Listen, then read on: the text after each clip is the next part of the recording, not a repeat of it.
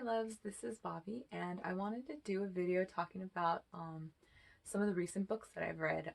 I haven't done a video where I just talk about books and my feeling towards them, so I thought it was about time. So these are mostly the books that I read during the Owls, and one other one, and then two of the books I'm currently reading, and one of the other books that I'm not going to actually read it, but I'm going to be joining in on a readathon for it, but I'll explain that a little afterwards. So let's get started about talking about books. First, I'm going to talk about Mirror Mask by Neil Gaiman. Neil Gaiman is one of my absolute all-time favorite authors. I will read absolutely anything by him. I have a really big collection of his books. This was my last book that I read for my Owls because I had I think 45 minutes until it ended and I needed to finish one fast. And this is a kid's book. It's very small. I really liked the way it was laid out in it. It was really different. It's got illustrations, it's got actual pictures. The writing is kind of, really jumbled and stuff. And I thought it was really cool and really fun.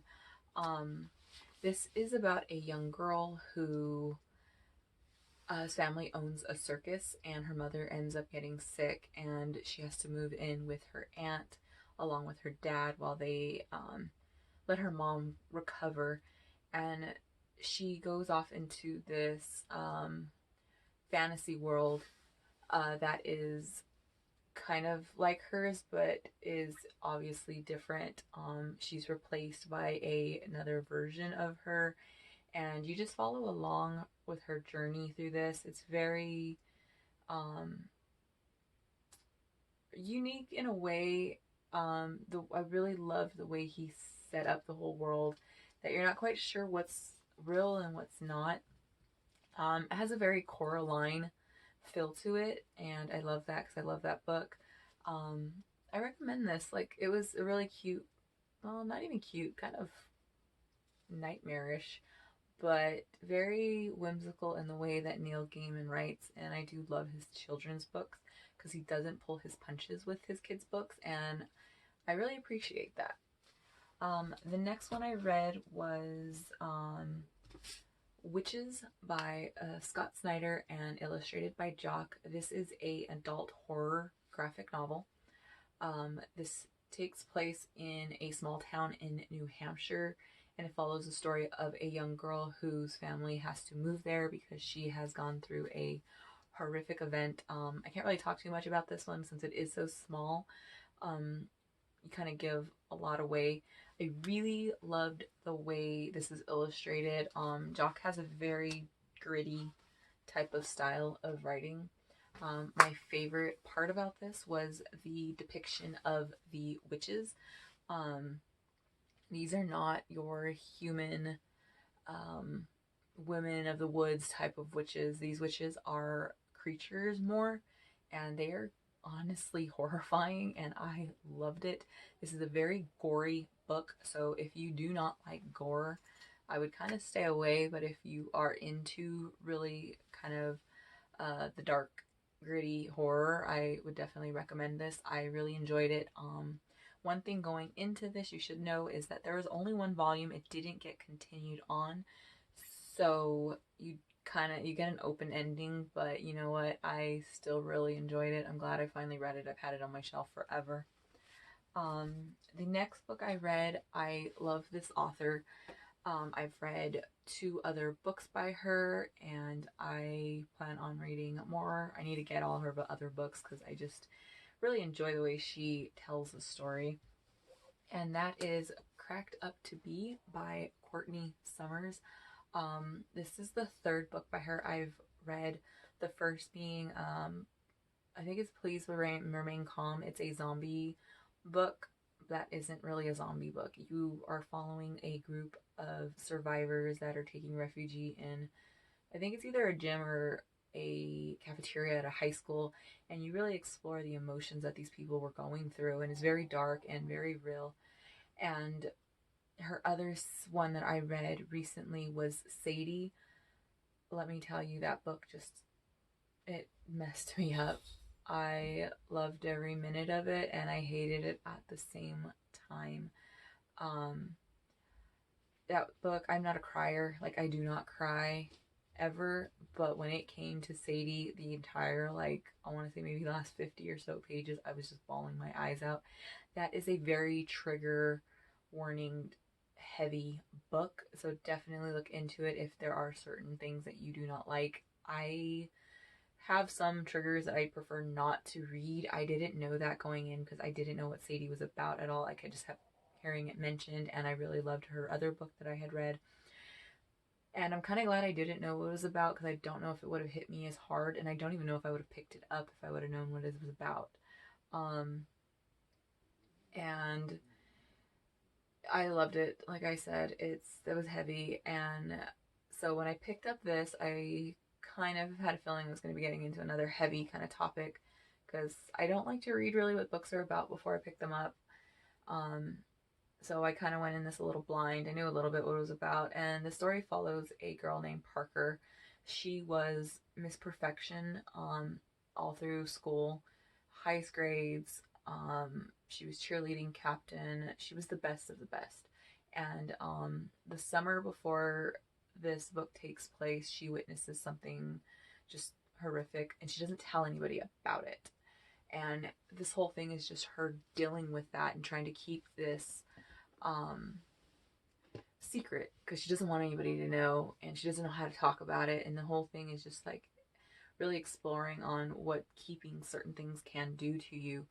And it's never really mentioned exactly why she's setting up what she's doing because she pushes everybody away, her parents, her boyfriend, her friends. She doesn't want anybody to miss her. And you're not quite sure if she's planning on either just running away as soon as she's out of high school because she does want to graduate high school because that's what she's kind of basically doing with her senior year. But it also, the way you hear her talk about herself is she just gonna like up and leave or is she planning something a lot worse?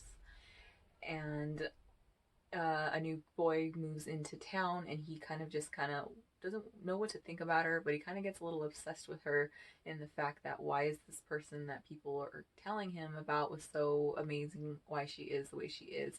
Um, this explores some very serious issues. One of the triggers I would say is alcohol abuse, and there is mentions. It doesn't go into detail, but it is mentioned of rape, and it was heavy. And I didn't expect anything less from Courtney Summers, and I did like this a lot. Just another really thought provoking type of book. I didn't cry or anything through this one, but I got really frustrated a lot through it, and it was just you kind of just want to shake Parker through the whole thing, and just because you don't find out what the secret is that she's keeping until the end, and when you do find out exactly what it is, it's just you feel so bad for this poor girl because there's so everything could have been solved if she would have just talked to someone, and I really liked it. I definitely recommend it. The next book is the one that I was most excited to read when I picked it for my owls. I had heard a lot about it. Everyone talks about it. Everyone still kind of talks about it as a favorite. So I didn't know what to think because this was the third book that I've read by this author. The first one I absolutely loved. The second one I absolutely hated. So I did not know how I was going to feel about reading this one, but I was excited. And that is Fangirl by Rainbow Rowell. Where do I get started on this book? Like I said, I didn't know really what to expect from it, especially due to Rainbow Rowell's writing. Because like I said, I loved one, hated another. This one was a very meh, I want to say, kind of book. But at the same time, I kind of hated it as well. I mainly hated the main character, Kath. She was just terrible. She was a horrible person through this whole book. And by the end of it, she didn't learn anything. And that was what really frustrated me when I finished it. I do get why this book has such a following. I loved when it did talk about fandoms, and the main character writes fan fiction about it's a ripoff of Harry Potter. Um, that was the part I was most excited to read about, was the story, her fan fiction, and the characters that she writes about, because I know there are two books that were a spin-off of this series. Carry On. I did not care about those characters at all. I didn't want to know more.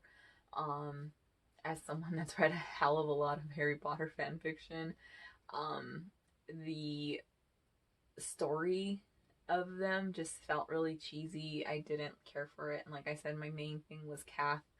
I did not like her. Like, she was just a terrible person from beginning to end. And she was one of those people that like to blame everything on their anxiety, because she has really bad social anxiety and stuff. And yes, as someone who also has really bad anxiety, um, I really hate when that is used as a way to kind of look over the fact when someone's acting like a shitty person. And that's what she does. She judges everybody. She doesn't want anything. She thinks she's better than people when she is not. And I really wished they delved more into her sister. I did like her. I wish she was in there a little more. Um, but yeah, this was just a real letdown. I think I don't even remember what I rated it. I might have rated it a 3, because I did read it really really fast. But I don't know. I read it really fast because I just wanted it to end. Because within the first, I want to say maybe 50 pages, I wanted to chuck this book at Kath's head, because I just was not digging it. But hey, they're not all going to be winners. And like I said, I really understand why people did like it. It just wasn't in my wheelhouse. Um, so those were all my owls that I finished. I was happy with the choices. They were different. They were all very different from each other, which I really liked. This next book was one of the only books that I've really gotten through since then. But oh man, was it worth it, because it was an absolute favorite of mine. I've even dubbed it worthy of my all-time favorite shelf, because as soon as I finished it, I wanted to start it over again. Um, and that is The Merciful Crow by Margaret Owen. I can do an entire video just gushing about this book, because oh my god, I loved it. I love this book from start to finish. It was so much fun. Such a good book. The magic system in here is insanely thought out, and something I was really happy to see, because I feel like some books that I've recently read with magic, the magic system isn't as thought out, and it's not that unique, or it'll be really thought out and just, like I said, not super unique or anything different. This definitely was. This follows a girl who, her name is Fee or Phi. I'm not quite sure. I'm one of those people, I never know how anything's pronounced. Um, she is a chief in training for her group. The magic system in here, everybody is into different groups. Each one of these groups, their magic is named after a type of bird. This is an LGBT book, and my favorite thing about it was the fact that, yes, the characters, there are quite a few of them that are LGBT. There are some that are mentioned about it, and we also have a gender fluid, gender neutral character, and it is normalized in here. I have never come across that. Every other book, when it comes to featuring LGBT characters, it's always has to do with, oh, it's still a struggle in their world. Like, you're building a fantasy world, like, you're making up your world. You can make, you know, it normal. Like, it doesn't have to be something that's guessed about, or, you know, the dirty little secret. All it's mentioned is that the prince, he is gay, and the other kingdoms, instead of them trying to push daughters on him, they send their sons. Like, it's very just, like I said, it's normalized, and it was wonderful.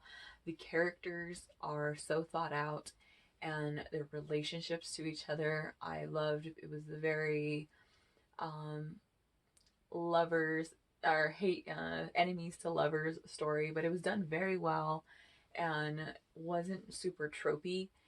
Um, at the end, instead of, not to spoil, it's not going to be a spoiler or anything, but instead of them, they have a misunderstanding, and instead of them dragging their feet and not wanting to talk about it, and oh, I'm gonna do this because this person will be better off, or they'll hate me and I'm not gonna talk to them, they actually talk their shit out.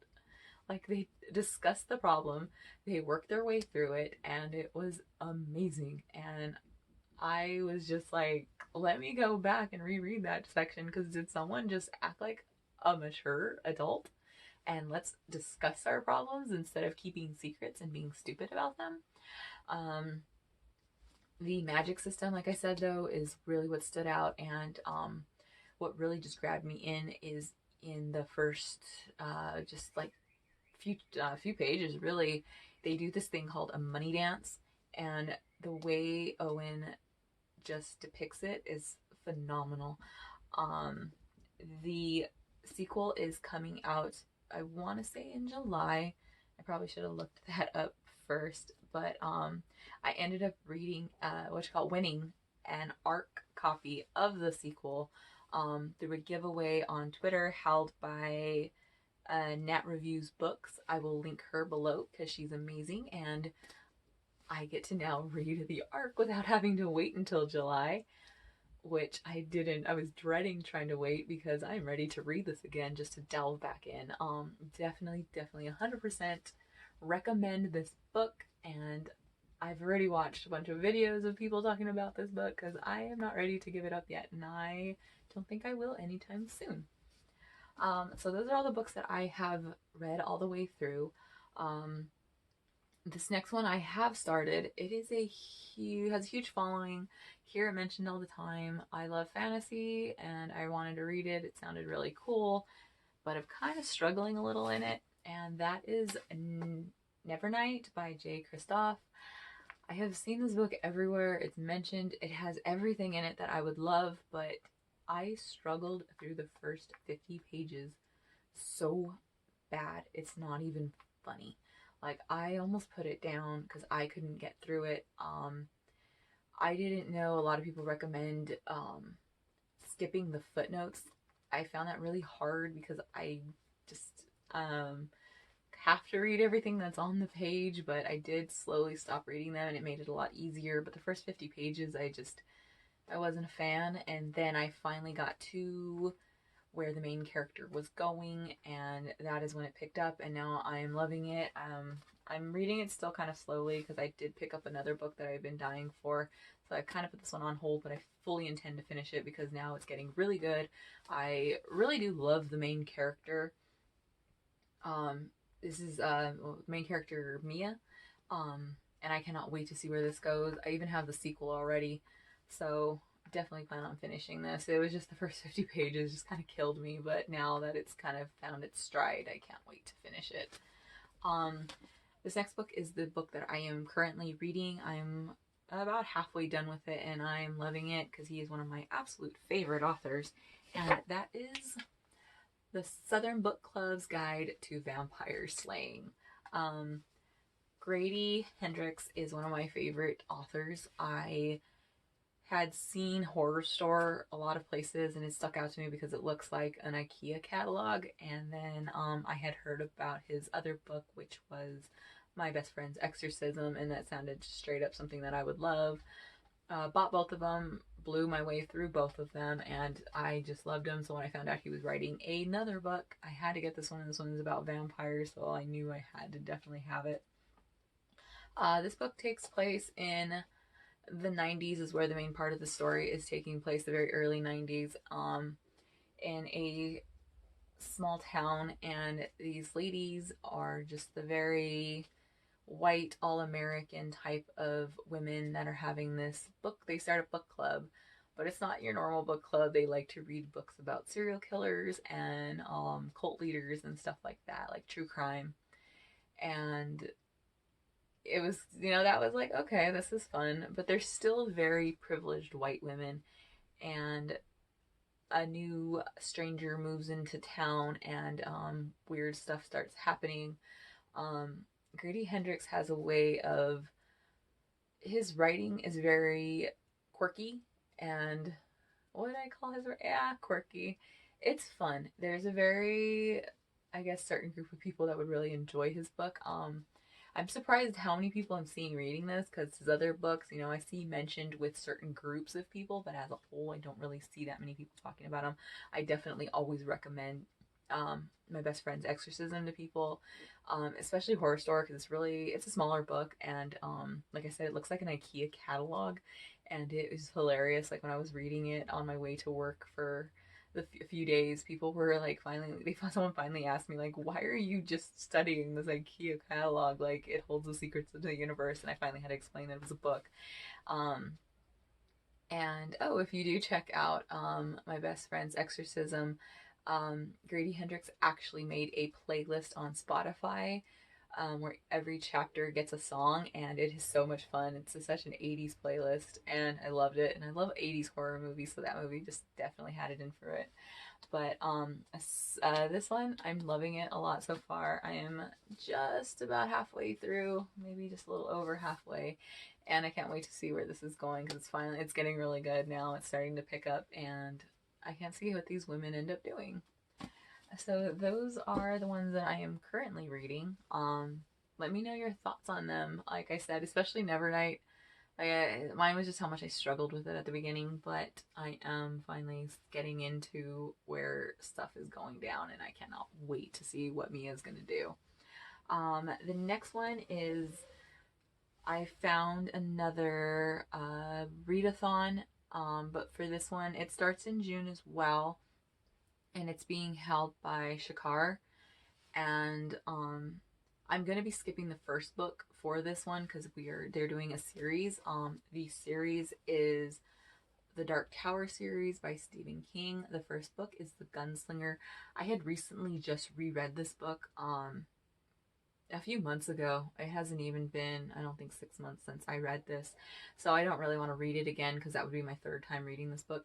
I started this series when I was a freshman in high school, so that was about, totally gonna age myself, but that was about 15 years ago I started this series. I made it up into the third book.